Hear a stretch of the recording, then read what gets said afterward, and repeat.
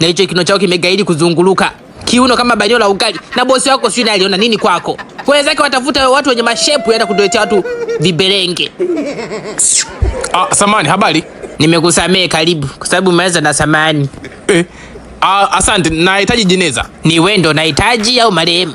Sema ni size gani? Hamna, yani sio kwamba nataka size, yani nataka mengi na mimi pia nikauze. Yani wenzako walangua machungu wataka ulangue majeneza.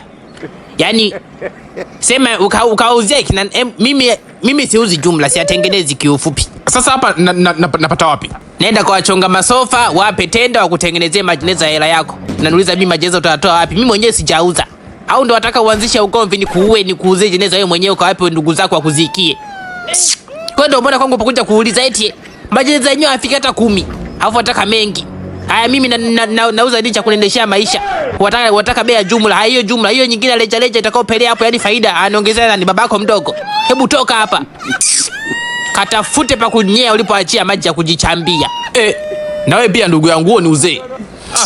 Ni unyoko uzee mpo wewe kobe maji kabisa mpo mwenye mkia wa kondoka hapa mlalo kitana wa hovyo. Ndio ameona maibu si.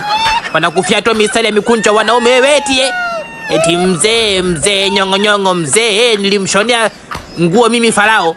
Yaani leo mmetumwa sijui mwingine kaja hapa kaletea swali baada kuletea chakula unaletea habari za kuuliza majeneza. Mbwa huyu yani leo akija mwingine hapa na mnyonga nishapaniki kwao. Au nimuite huyu nimuuzie jeneza ndugu zake.